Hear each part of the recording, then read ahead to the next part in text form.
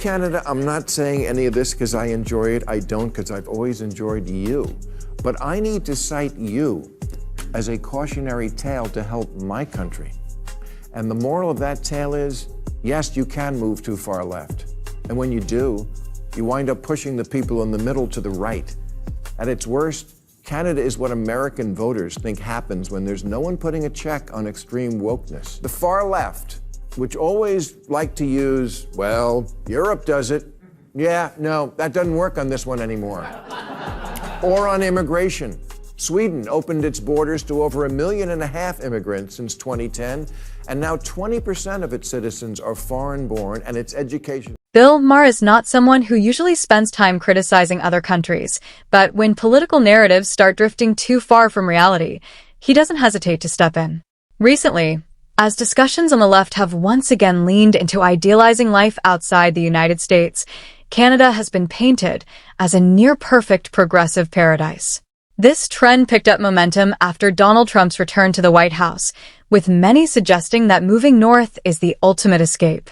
Maher, however, challenged that idea head-on, breaking down the myth piece by piece and exposing the gaps between perception and reality. His remarks sparked strong reactions, especially among progressives who were not expecting such a direct critique.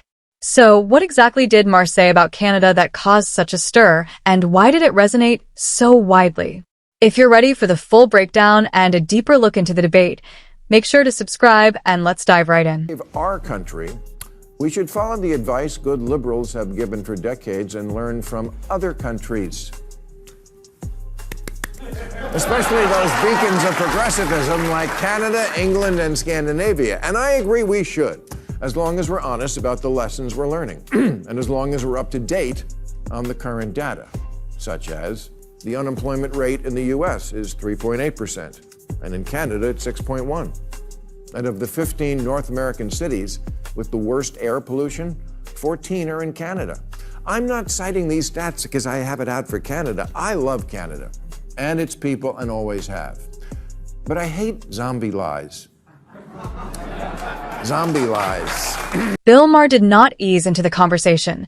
He came out firing immediately, targeting one of the left's most cherished myths, the idea of Canada as a noble, civilized, and morally superior sanctuary that Democrats have romanticized for years. It is a narrative that, frankly, has gone unchallenged for far too long. How often have Americans been lectured by progressive leaders who portray Canada as a flawless, fully functioning utopia? Bernie Sanders has repeatedly held up Canada's healthcare system as the gold standard, using it to criticize the United States as cold and broken, while Alexandria Ocasio-Cortez has echoed similar praise for Canada's social programs, reinforcing the idea that America is lagging far behind. These talking points have been recycled so many times that they now feel like political leftovers, warmed up, reused, and rarely questioned. Maher cuts through it all, labeling them for what he believes they are: zombie lies, outdated ideas, stale assumptions, and recycled myths dressed up as compassion, often used to paint America, especially under Donald Trump. Million migrants in 1 year, and now they're experiencing a housing crisis even worse than ours. And we're sleeping in tents. The median price of a home here is $346,000. In Canada, converted to US dollars, it's $487,000. If Barbie moved to Winnipeg, she wouldn't be able to afford her dream house, and Ken would be working at Tim Hortons. Then Maher turns his attention to one of the left's most carefully... Bill Maher then shifts focus to what critics describe as the left's quiet push toward open border policies, arguing that while it is rarely stated outright, the tone and direction are clear. He points to debates during the presidency of Joe Biden, when Kamala Harris was assigned responsibility for border issues and faced criticism from opponents. Maher pivots to Canada, highlighting its intake of over 1 million immigrants in a single year as a warning sign.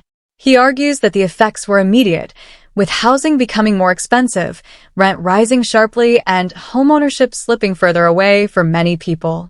His broader point is that immigration at such a large scale, without careful limits, can quickly create real economic pressure that directly impacts everyday citizens.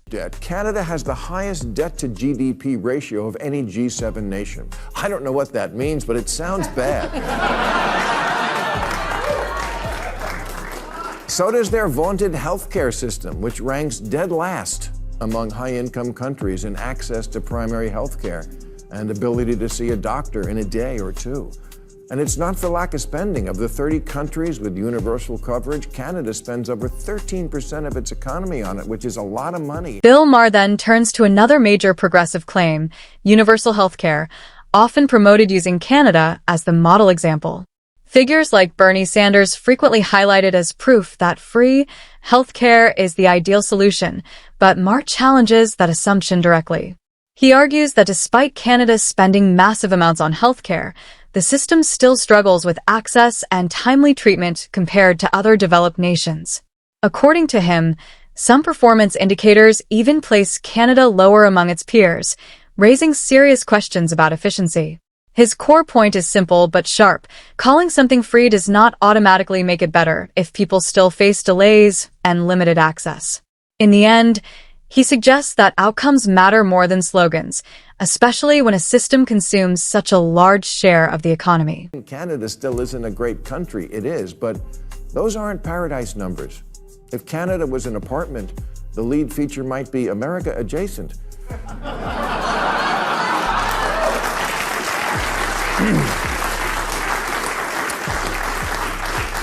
And if America was a rental car, Canada would be America or similar.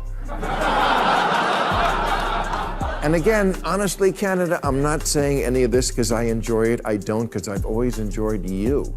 But I need to cite you as a cautionary tale to help my country.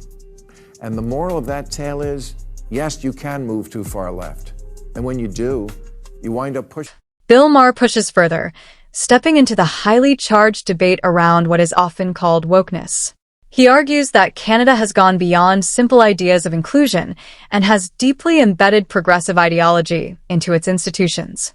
In his view, this shift crosses the line from encouragement into enforcement, where dissent becomes more difficult.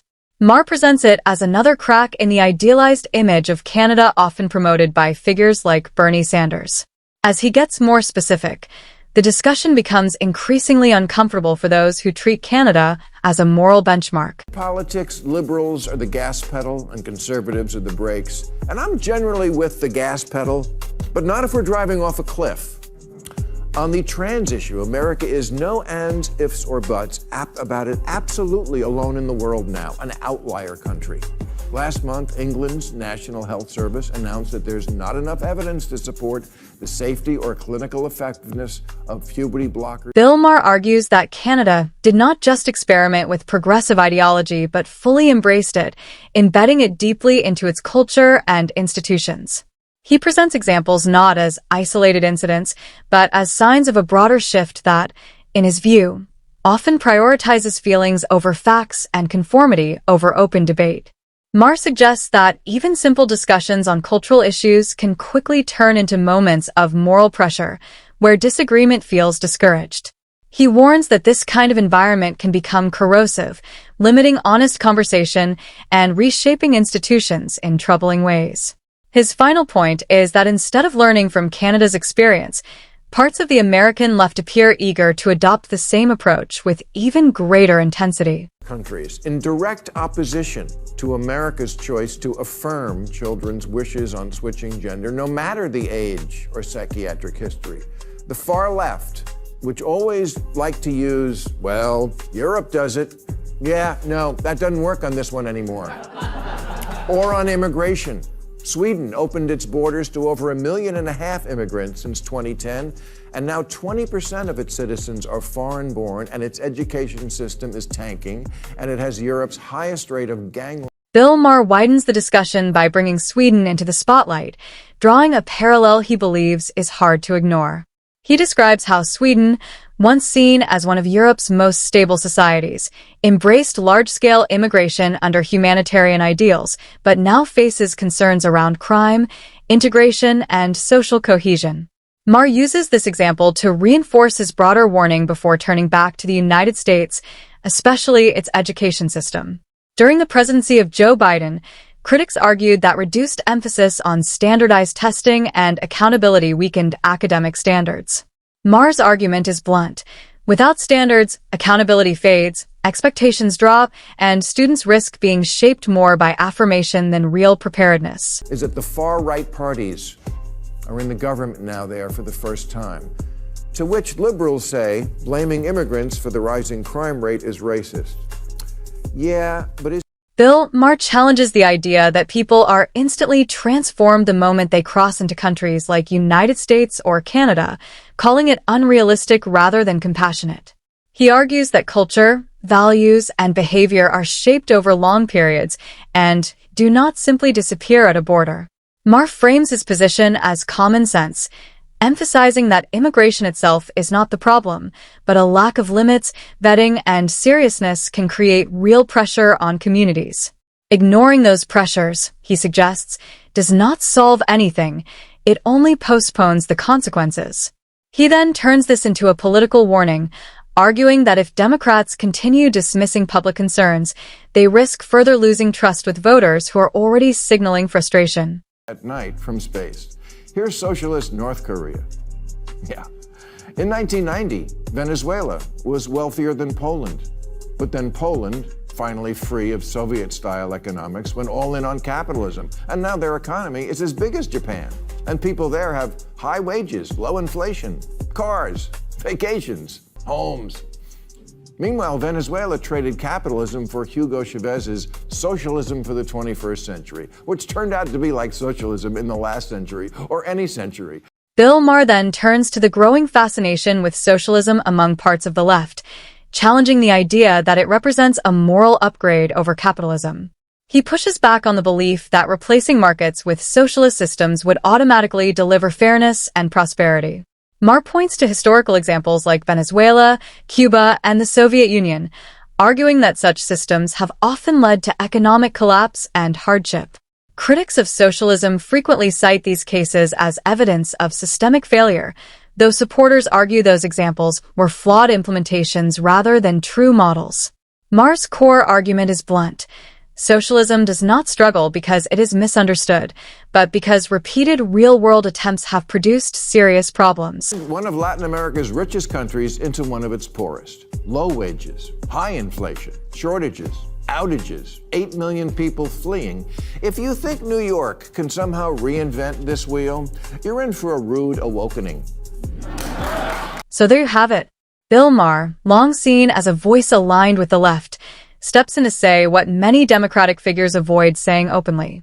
His broader argument is that Canada is not the flawless progressive model it is often portrayed to be, but in some areas looks more like a cautionary example.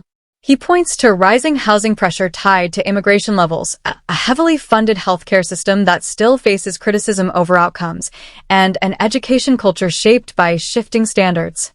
Maher also raises concerns about institutional trends that, in his view, make open debate more difficult over time. His warning is ultimately political. If Democrats ignore these signals and continue pushing ideas that voters question, electoral consequences are likely to follow. If you enjoyed this breakdown, hit like, subscribe, and share your thoughts in the comments, and I will see you in the next one.